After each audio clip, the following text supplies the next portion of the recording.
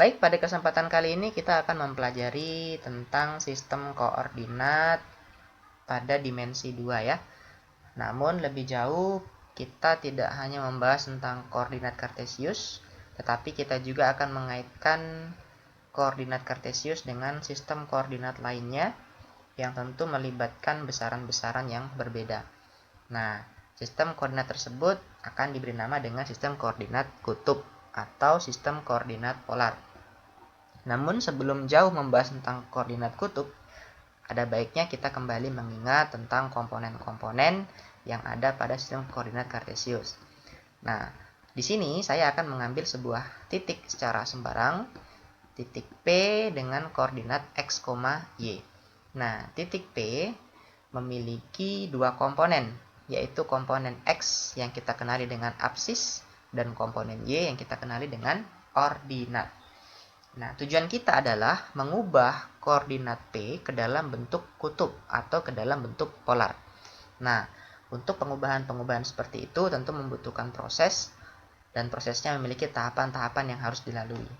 Oleh karena itu, kita harus melibatkan berbagai bentuk geometris lainnya dan hubungan konsep-konsep lainnya sehingga akan terbentuk koordinat polar yang memiliki ciri khas yang berbeda dengan koordinat kartesius. Selain itu, peserta didik nanti juga diharapkan dapat melakukan transformasi koordinat dari kedua koordinat, baik dari polar ke kartesius atau sebaliknya. Nah, untuk mengawali langkah kita akan memulainya dengan membuat sebuah vektor, ya, vektor dari titik O atau titik pusat koordinat ke arah kanan atau berimpit dengan sumbu X positif. Vektor itu saya beri nama dengan vektor U. Nah, untuk membentuk koordinat polar, kita akan gunakan vektor ini ya, sebagai sumbu yang baru atau sebagai sumbu polar. Nah, sedangkan titik pangkal vektor disebut sebagai polar. Jadi, bukan lagi disebut sebagai titik koordinat kartesius, namun disebut sebagai polar, jika kita berbicara pada sistem koordinat polar. Nah, yang kedua, kita akan membuat sebuah ruas garis berarah dari titik pusat O atau dari polarnya menuju titik P. Nah, sehingga saya akan hubungkan kedua titik itu menjadi ruas garis OP atau kita singkat saja penyebutannya dengan R. Ya, antara ruas garis R dengan vektor U membentuk sebuah sudut. Sudut tersebut bisa saja kita namai dengan sudut theta. Nah, di sini kita sudah melihat beberapa parameter baru yang muncul atau konsep baru yang muncul, yaitu ada R dan ada theta. Nah, R dengan theta inilah yang selanjutnya akan menjadi komponen yang menggantikan X dengan Y pada koordinat kartesius menjadi koordinat polar. Oleh karena itu, saya akan memunculkan titik P dengan tampilan polarnya sebagai berikut. Nah, di sini sudah kelihatan bahwa titik P tidak lagi berbentuk X, Y, namun berbentuk R, theta. Perlu dipahami bahwa R adalah panjang ruas garis yang menghubungkan polar dengan titik tertentu, dalam hal ini titik P, sedangkan theta adalah sudut yang dibentuk oleh sumbu polar atau vektor U terhadap ruas garis R. Nah, dua parameter inilah yang akan menjadi fokus utama kita, yang akan menjadi kajian utama kita dalam mentransformasikan koordinat sebarang titik. Nah, selanjutnya, dari tampilan yang ada, kita bisa menganalisa bahwa ada hubungan yang terbentuk antara koordinat kartesius dengan koordinat polar. Pada koordinat kartesius, kita bisa melihat ada segitiga siku-siku yang terbentuk, ya.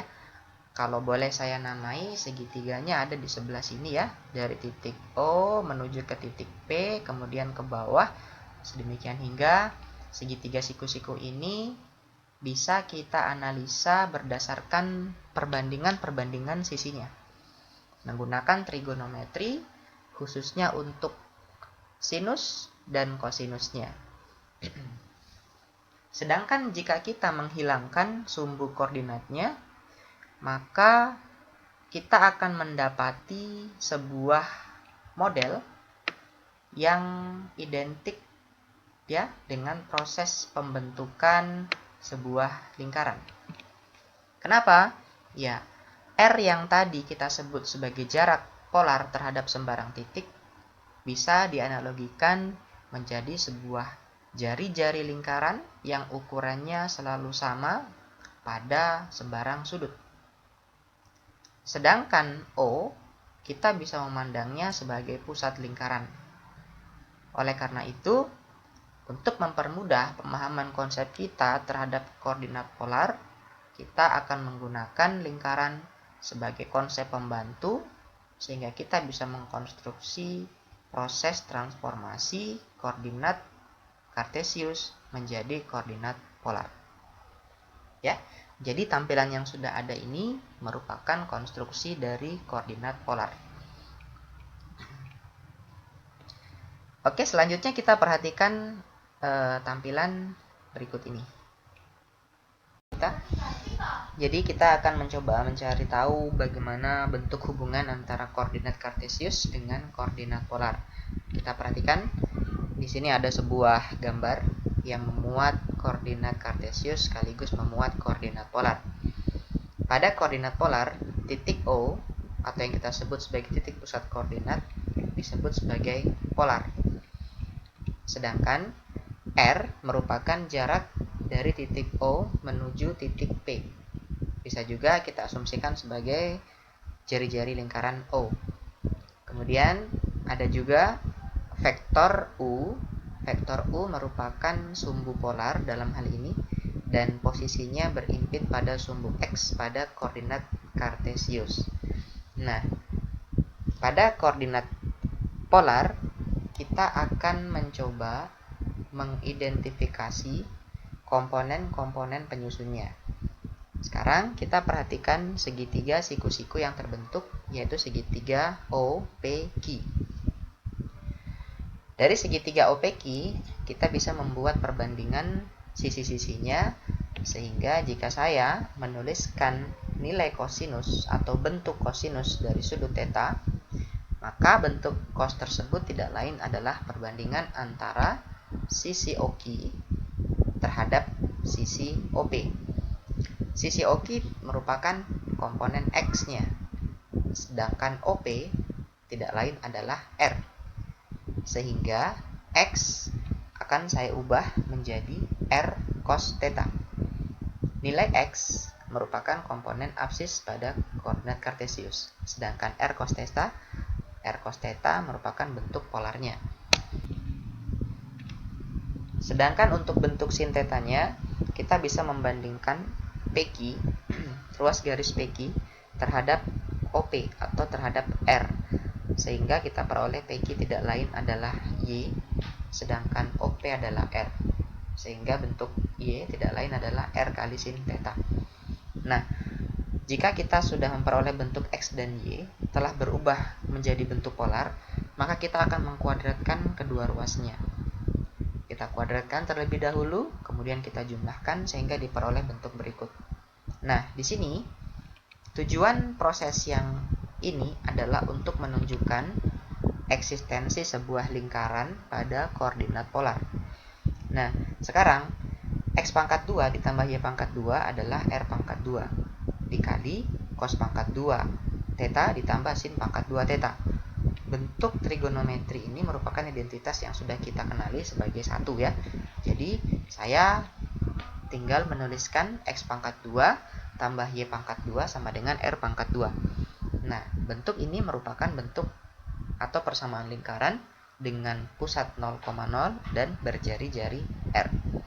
Jadi memang ketika kita berbicara koordinat kutub atau koordinat polar pada sebuah titik, ya kalau kita memanipulasi bentuk-bentuk polarnya maka akan menghasilkan persamaan lingkaran ya, seperti itu.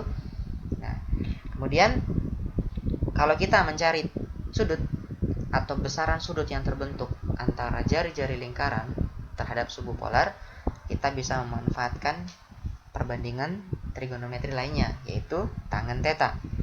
Tangen theta pada segitiga OPQ adalah Y per X. Dengan kata lain, R sin theta dibagi dengan R cos theta. Nah, seperti itu. Untuk lebih membuat kita paham, kita bisa melihat pembahasan contoh soal sebagai berikut. Ubahlah koordinat titik A 5,5 ke dalam koordinat kutub. Nah, titik A 5,5 di sini masih dinyatakan dalam bentuk kartesius ya. Jadi kita akan mengubahnya ke dalam bentuk kutub. Penyelesaiannya adalah kita harus perhatikan orientasi perubahannya. Titik A 5,5 akan berubah menjadi titik A dengan memuat R, theta. Di sini terlebih dahulu kita akan mencari nilai R-nya, yaitu dengan cara menuliskan komponen X-nya sama dengan 5, Y juga sama dengan 5. Sehingga dengan menggunakan rumus jari-jari, maka kita peroleh R-nya adalah akar dari 5 akar 2 ya. Maksud saya akar 50 atau sama dengan 5 akar 2. Nah, kemudian setelah kita menentukan nilai R-nya, langkah kedua kita akan menentukan berapa sudut yang terbentuk atau berapakah nilai theta. Nah, dengan menggunakan perbandingan tangen, kita memperoleh nilai theta-nya adalah V per 4 ya. Nah, nilai theta diperoleh dengan cara menentukan arcus tangen 1, yaitu sebesar 45 derajat. Dalam bentuk sudut bisa kita ubah ke dalam bentuk radian menjadi V per 4 radian. Baik, seperti itu. Nah, setelah mendapatkan nilai R dan mendapatkan nilai theta, kita kembali menuliskan bentuk titik A ke dalam koordinat kutubnya, yaitu A berbentuk 5 akar 2, V per 4. Oke, ada soal yang berbunyi ubahlah koordinat titik A 5,5 ke dalam bentuk kutub. Ya, untuk menyelesaikan soal ini, terlebih dahulu kita harus membuat titik A dalam koordinat kartesius. Nah, titik A 5,5 sudah muncul. Kemudian dari polar atau dari titik O, kita akan membuat vektor atau membuat sumbu polarnya ke sebelah kanan atau ke arah X positif, sehingga muncullah yang namanya vektor U. Nah, kemudian dari titik pusat koordinat atau dari polar O, kita akan membuat lintasan menuju ke titik A. Ya, menuju ke titik A. Sehingga lintasan yang saya maksud kita beri nama dengan R, atau jarak dari titik O ke titik A. Nah, setelah itu kita akan menentukan letak sudut ya, letak sudut antara R dan vektor U atau antara R terhadap sumbu polarnya. Nah, dengan demikian saya akan membuat sudut yang akan muncul di sini. Ya, seperti itu. Jadi memang sudut yang terbentuk antara R terhadap sumbu polar adalah 45 derajat atau dinyatakan sebagai V per 4 radian. Nah, sekarang kita akan menghapus sumbu-sumbu pada koordinat kartesiusnya sehingga kita bisa melihat lebih jelas bentuk polarnya seperti apa ya. Nah, untuk melengkapi bentuk ini kita akan melihat lingkaran yang terbentuk jika jari-jarinya R dan pusatnya 0,0. Jadi lingkaran yang sudah kita bentuk memiliki persamaan X pangkat 2 tambah Y pangkat 2 sama dengan 50 ya. Atau nilai R-nya adalah akar 50. Akar 50 adalah 5 akar 2 setara dengan 7,07. Nah, setelah kita membuat semua tampilannya ke dalam bentuk polar, maka sekarang kita akan mengganti koordinat titik A yang tadinya 5,5 menjadi koordinat baru dalam bentuk polar. Adapun koordinat titik A dalam bentuk polar, saya beri nama dengan A aksen, yang berarti 7,07 adalah panjang jari-jari lingkarannya atau panjang R-nya, sedangkan 45 derajat atau V per 4 adalah besarnya sudut yang dibentuk oleh sumbu polar terhadap R-nya. Oke, jadi inilah tampilan titik A 5,5 dalam bentuk koordinat polar. Contoh soal yang kedua ini, kita diminta untuk mengubah koordinat titik B ke dalam koordinat kartesius. Titik B yang sudah diketahui merupakan titik B dalam bentuk polar ya. Jadi kita akan mengubahnya menjadi titik dalam koordinat kartesius. Nah, dalam koordinat kartesius kita membutuhkan X dan Y. Oleh karena itu, orientasi perubahannya dapat dilihat sebagai berikut. Pertama, kita akan menentukan berapakah nilai X-nya. Tetapi dengan syarat, kita harus mengidentifikasi nilai R dan θ-nya terlebih dahulu. Tertulis bahwa nilai R-nya atau jari-jari lingkaran adalah 4 dan θ sebesar V per 3 radian. Atau jika diubah ke dalam bentuk derajat menjadi 60 derajat.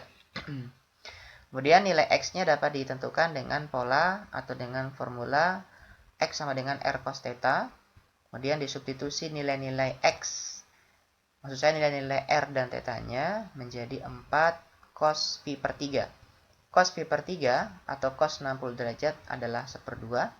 Sehingga 4 dikali 1/2 adalah 2. Jadi diperoleh nilai X sama dengan 2. Dengan cara yang sama, kita bisa mendapatkan nilai Y dengan formula Y sama dengan R sin θ. R-nya 4, sin θ-nya adalah sin V per 3 atau sin 60 derajat. Sin 60 derajat adalah 1/2 akar 3 atau akar 3 per 2. Kemudian diperoleh hasil akhir 2 akar 3. Jadi kesimpulannya titik B dalam koordinat kartesius adalah 2,2 akar 3. X-nya 2 dan Y-nya 2 akar 3. Baik, untuk soal kedua berbunyi ubahlah koordinat titik B 4, V per 3 ke dalam koordinat kartesius. Di sini sudah ada titik B dengan bentuk polar 4 dan sudutnya adalah 60 derajat atau V per 3. Nah, sekarang kita akan buatkan tampilan polarnya yang lebih lengkap dengan cara membuat vektor sumbu polar terlebih dahulu. Nah, kemudian dari vektor polar atau dari sumbu polar ini kita buat panjang jari-jari lingkarannya.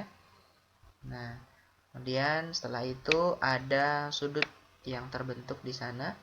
Saya beri namanya dengan sudut beta, yaitu 60 derajat atau V per 3 radian. Nah, bentuk tampilan lingkaran yang melalui titik O atau melalui polar dan berjari-jari 4 adalah sebagai berikut. Lingkaran ini memiliki jari-jari 4 dan berpusat di titik 0,0. Nah, dengan demikian persamaan lingkaran yang dapat dibentuk adalah X kuadrat plus Y kuadrat sama dengan 16. Nah, kemudian untuk menentukan komponen X-nya, kita menggunakan formula X sama dengan R kali cos beta, dengan betanya adalah betanya adalah V per 3 radian atau 60 derajat, dengan nilai cos 60 derajat adalah 1/2. Jadi, 4 kali 1/2 adalah 2. Kemudian untuk mencari Y-nya, kita menuliskannya sebagai R sin beta. Dengan cara yang sama diperoleh sin beta atau sin V per 3 radian atau sin 60 derajat adalah akar 3 per 2. Sehingga hasil perkaliannya adalah 4 kali akar 3 per 2, tidak lain adalah 2 akar 3. Nah, jadi komponen X dan Y-nya sudah kita dapatkan. Dan sekarang kita akan mengubah bentuk titik B yang tadinya berbentuk polar menjadi titik B dalam bentuk koordinat kartesius. Nah, tampilannya berubah ya menjadi 2,3.46. 2 ini adalah komponen pada sumbu X dan 3,46 adalah komponen Y-nya. Sehingga jika kita tampilkan dalam bentuk sumbu kartesius ya, kita akan memperoleh gambaran yang jelas bagaimana posisi titik B tersebut. Seperti ini bentuknya. Nah, sekarang kita akan menghilangkan lingkarannya. Kita akan hilangkan semua komponen-komponen polarnya. Sehingga nanti diperoleh titik B. Oke. Seperti ini kira-kira bentuknya titik B. Ya, seperti itu. Baik, itulah proses transformasi dari koordinat polar ke koordinat kartesius. Terima kasih, semoga bermanfaat.